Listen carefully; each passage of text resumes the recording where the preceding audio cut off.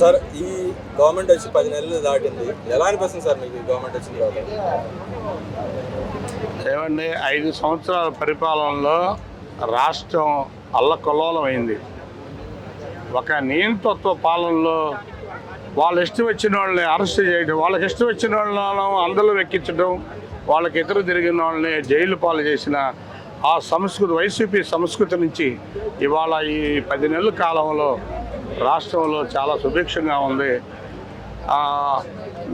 ఒక వ్యక్తుల మీద అవమానం చేయటం, వ్యక్తులు అవమానం చేసే పరిస్థితుల నుంచి, ఒక స్త్రీలను అవమానంగా చూసే పరిస్థితుల నుంచి ఇవాళ గొప్ప విషయం ఏంటంటే నారా చంద్రబాబు నాయుడు గారు కిరణ్ ఇమీడియట్గా తన పార్టీ వర్కర్ అయినా, తన పార్టీ సభ్యుడైనా, పార్టీ కోసం పనిచేసే వ్యక్తినైనా కూడా ఈ సంస్కృతి మంచిది కాదని ఇమీడియట్గా కేసు రిజిస్టర్ చేసి పార్టీని సస్పెండ్ చేసి అరెస్ట్ చేసిన గొప్ప వ్యక్తి. ఇక్కడి నుంచి ప్రభుత్వం కూడా ఇలాగే కొనసాగిద్దని, ఎవరైతే ఇటువంటి వ్యక్తులు అననం చేసేవాళ్ళు, వాళ్ళు ఇష్టం వచ్చినట్టు అవాకులు చవాకులు పేలేవాళ్ళు, స్త్రీల పట్ల అసభ్యంగా మాట్లాడే వాళ్ళకి ఇది ఒక చెంపపెట్టుగా కిరణ్ అరెస్టును చూపించాలని చంద్రబాబు గారు తీసుకున్నాడు. ఈ రాష్ట్రంలో ముఖ్యంగా మంగళగిరి ప్రాంతంలో లోకేష్ గారు నభూత నభవిష్యత్ అంటూ ఎన్నో సంవత్సరాల పేద ప్రజల కలైన ఇళ్ళు స్థలాలు ఉండి వాళ్ళకి సరైన లేక వాళ్ళ పిల్లలకి ఏదన్నా చదువుకో ఆపద వచ్చినా, వాళ్ళ కుటుంబాలు ఏమైనా ఆపద వచ్చినా వాళ్ళకి అండగా ఉండేది ఏదన్నా కొంచెం ఆ భూమి అనేది వాళ్ళ హక్కుదారులు అయి ఉంటే మంచిదని ఎలక్షన్లో ప్రామిస్ చేసిన ప్రకారం 9 నెలలనే 3,000 మంది పేదలకు 10,000 కోట్ల ఆస్తి ఇవాళ పేద ప్రజలకి పంపిణీ చేస్తున్నాడు మంగళగిరిలో. అంటే ఎలా ఇచ్చిందంటారు? 1000 కోట్ల ఆస్తి అని అంటున్నారు. ఆ ఆస్తి గవర్నమెంట్ మామూలుగా అయితే వదులుకోదు, ఎవరైనా నాయకులు అయితే వదులుకోవాలి.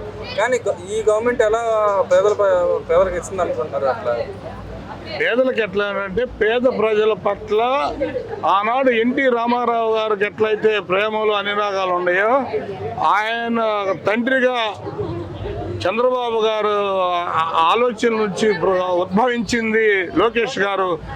ఆ త్యాగం, పేదవాడిని ఆదరించే గుణం లోకేష్ బాబు గారికి ఉండే కాబట్టి కష్టాలు తెలుసుకున్నాడు. యువగలంలో పేద ప్రజల సమస్యలు తెలుసుకొని వాళ్ళ కష్టాలైన ఒక్కొక్కటి తీర్చుతూ ఇవాళ మంగళగిరి ప్రాంతాన్ని అభివృద్ధిలో ముంచాలి. దేశంలోనే ఒక గొప్ప గుర్తింపు కలిగిన దేశంలోనే మంగళగిరి నియోజకవర్గాన్ని ఒక్క స్థానంలో నిలబెడటానికి లోకేష్ గారు కంకణం కట్టుకున్నారు. ఇక్కడ కొంతమంది అంటూ ఉన్నారు, తండ్రి దగ్గర కొడుకు, తాత దగ్గర మనవడు అన్నట్టు చెప్తారు. నిజంగానే పరిస్థితి ఉందా లోకేష్ గారు? ఎస్, అది వాస్తవేనండి. ఆనాడు పేద ప్రజలకు మొట్టమొదట 2 కిలో బియ్యం ప్రవేశపెట్టింది ఎన్టీ రామారావు గారు. దానిని 20 కేజీలు చేసింది చంద్రబాబు గారు. అలాగే పేద ప్రజలకి అన్నంతో ఆకలితో ఉండకూడదని అన్నా క్యాంటీన్లు ఏర్పాటు చేసి ప్రవేశపెట్టింది అన్నగారి పేరు మీదుగా చంద్రబాబు గారు. ఈ 10 నెలల పరిపాలనలో ఏదైతే వాగ్దానం ఇచ్చే దాని తగ్గట్టుగా పనిచేస్తుందని అనుకుంటున్నారా? 100కి 1000% అమలు చేస్తున్నాడండి. ఉదాహరణకి మంగళగిరిలో ఎన్నో సంవత్సరాల కలైన 1000 పడకల ఆసుపత్రిని ఒక్క సంవత్సరంలో నిర్మించడానికి రేపు 13వ తారీఖున శంకుస్థాపన చేయటమే కాకుండా సంవత్సరంలో అది అమలయ్యేటట్టు ఆ హాస్పిటల్ నిర్మాణం అయ్యి ప్రజలకు అందుబాటులోకి ఉండాలని వాగ్దానం చేశాడు. ఆ ప్రకారమే రేపు 13న శంకుస్థాపన చేస్తున్నాడు. అదొకటి. అలాగే మంగళగిరిలో డ్రైనేజీ సమస్య అల్లాడిపోతున్న పేద వర్గాలు ఇబ్బంది పడుతుంటే డ్రైనేజీ సమస్యను అండర్ గ్రౌండ్ డ్రైనేజీ తొందరలోనే స్టార్ట్ చేస్తున్నారు. అలాగే పార్కులు అభివృద్ధి చేస్తున్నాడు. ఇవాళ 3,000 మంది పేదలకు ఇళ్ల స్థలాలు ఇవ్వటమే కాకుండా విత్ ఇన్ వెంటనే రిజిస్ట్రేషన్ చేసుకొని 2 ఇయర్స్లో వాళ్ళు అమ్ముకోవటానికి కూడా, వాళ్ళకి ఏదైనా కష్టం వస్తే, వాళ్ళకి ఆరోగ్యం బాగోకపోతే, వారి పిల్లల కోసం, వాళ్ళ చదువుల కోసం, వాళ్ళ పెళ్ళిళ్ళ కోసం ఉపయోగపడటానికి అవసరమైతే దాన్ని అమ్ముకోవటానికి కూడా పూర్తి రైట్స్ పట్టాలు పంపిణీ చేస్తున్నాడు. గతంలో చూసాం మనం, గత గవర్నమెంట్లో చూసాం, కొన్ని గవర్నమెంట్ ఇచ్చిన భూములు కూడా వెనక తీసుకున్న పరిస్థితి, పట్టా భూములు కూడా ఆక్రమించుకున్నారని చెప్పి వాళ్ళ దగ్గర లాక్కొని వేరే దానికి అని చెప్పి కొంతమంది వ్యక్తులకు దారాదత్తం చేసిన పరిస్థితి. ఇప్పుడు ఎలా ఉంది అనుకుంటున్నారు ఇది? లోకేష్ గారు అలా చేసే వ్యక్తి కాదండి. అంటే లోకేష్ గత గవర్నమెంట్లో జరిగింది కదా, గత గవర్నమెంట్లో జరిగింది. పేదలను ఇబ్బంది పెట్టారు. ఉదాహరణకి ఆత్మకూరు రోడ్లో ఇల్లు బుల్డోజర్ పెట్టి ధ్వంసం చేశారు. కానీ బుల్డోజర్ కాదు, చక్కని బాట వేస్తూ వాళ్ళు ఆదుకుంటున్నాడు లోకేష్ బాబు గారు. జగన్మోహన్ రెడ్డి గారు అంటా ఉన్నారు, ఈ గవర్నమెంట్ అసలు ఏం చేయట్లేదు, ఒక్క సీటుకి నెక్స్ట్ వచ్చే టైంలో ఒక్క సీటుకే పరిమితం అవుతుంది అంటున్నాడు. నిజంగానే ఒక్క సీటుకి పరిమితం అయితే ఈ గవర్నమెంట్? నవ్వుకుంటారండి ప్రజలు. నువ్వేదో వాళ్ళ నాన్నగారి ఆశయంతో ఏదో చేస్తానని చెప్పి ఆయనకి 151 సీట్లు ఇస్తే రాష్ట్రాన్ని రావణ కష్టంగా మార్చావు, గుండాల చేతుల్లో పెట్టావు, దౌర్జన్యకారుల చేతుల్లో పెట్టి పేద ప్రజలు, దళిత వర్గాలు కూడా కనీసం చిన్న ఉపాధి కూడా లేకుండా చేశావు నువ్వు. కానీ ఇవాళ ఈ ప్రభుత్వం, చంద్రబాబు గారి ప్రభుత్వం అభివృద్ధి బాటలేస్తుంది. ఒక్కొక్కటి ఆయన చేసిన సూపర్ 6 ఒక్కొక్కటి అమలు జరుపుకుంటూనే వస్తుంది. కానీ ఆయన అన్నాడు, జగన్మోహన్ రెడ్డి గారు అన్నారు, అసలు ఏ పథకాలు రావట్లేదు, సూపర్ 7 ఏమి లేదు అన్నాడు. నిజంగానే సూపర్ 7 పథకాలు అసలు ఏం అమలు అవ్వట్లేదా? ఏమండి, వచ్చిన మొదటి నెలలోనే గత 3 నెలలు కలిపి పేదలకు ఇచ్చే పెన్షన్ 6,000 ఇచ్చారు సార్. ఆయన ప్రభుత్వంలో, జగన్ గారి ప్రభుత్వంలో 5 సంవత్సరాలు ఇచ్చారు 1000 రూపాయలు పెంచడం కోసం. కానీ మొదటి సంవత్సరంలోనే, మొదటి నెలలోనే ఎప్పుడైతే సూపర్ 6లో పథకమైన 1000 రూపాయలు పెంచుతానన్నాడు, మొదటి నెలలోనే 3,000 నుంచి 4,000 పెంచి పథకాన్ని అమలు చేశాడు. అలాగే ఇంకో మాట కూడా అంటున్నాడు ఆయన, ఈ గవర్నమెంట్ వచ్చిన దాడులు ఎక్కువని మా నాయకులు అక్రమ అరెస్ట్ చేస్తున్నారని అంటున్నాడు. నిజంగానే అక్రమ అరెస్ట్ చేస్తున్నారా? ఏమంటే వైసీపీ ప్రభుత్వాలనే దాడులు చేయకపోయినా వాళ్ళకి వ్యతిరేకంగా మాట్లాడితే, ప్రజా సమస్యలు అయితే తీసుకెళ్లి జైల్లో కుక్కేశారు.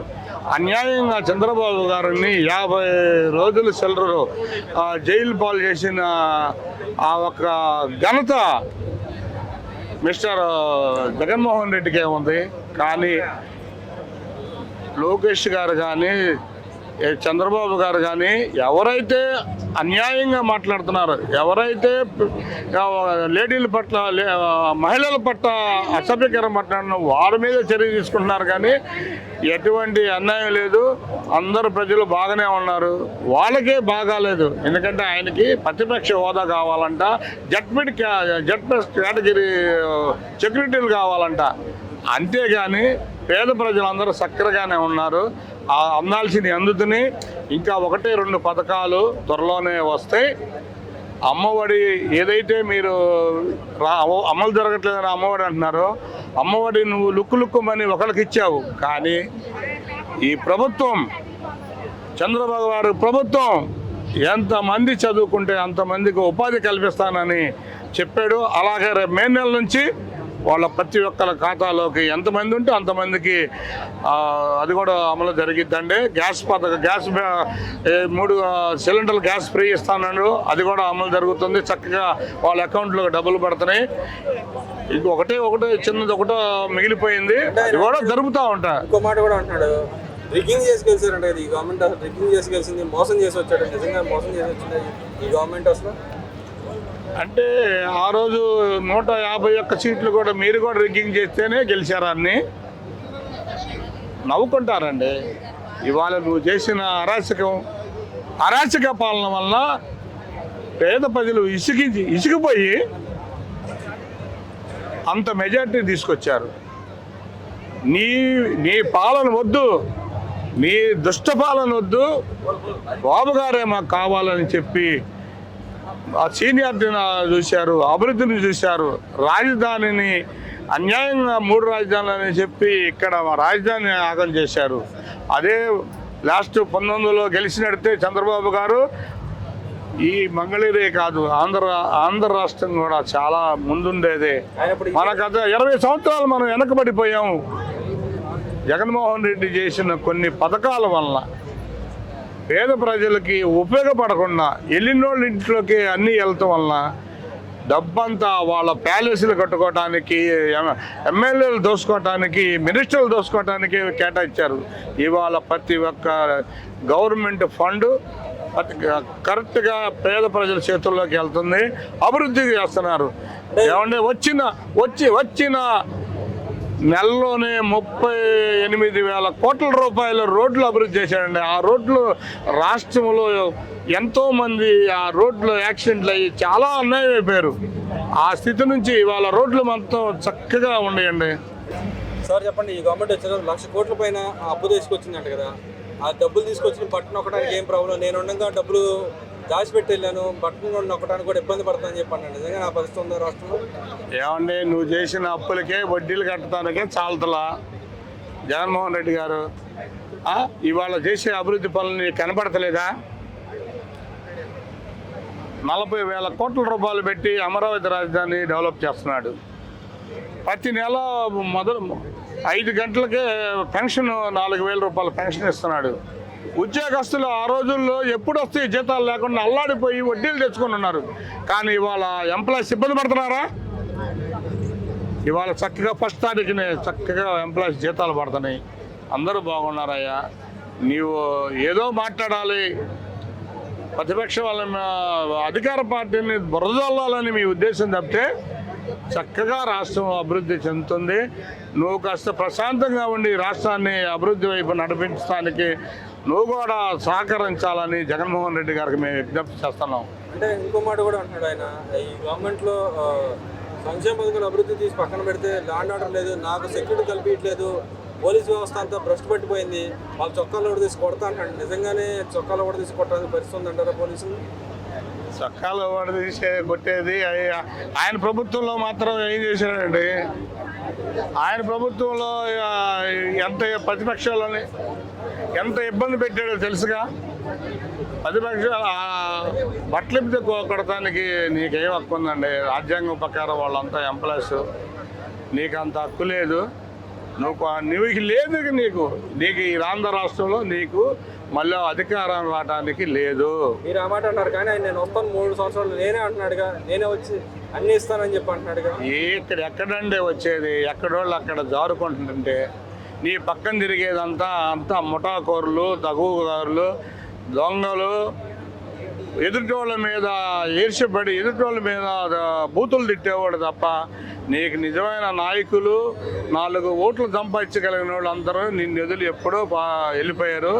నీ పక్కన ఒక కోటరే తయారైంది, అది కూడా తొందరలో జారుకుండిద్ది. జాగ్రత్తగా ఉండి. ఇక లేదు నీకు అవకాశం. ఇక ఈ రాష్ట్రంలో చంద్రబాబు గారు ఆయన ఉన్నంత కాలం ముఖ్యమంత్రి ఆయనే.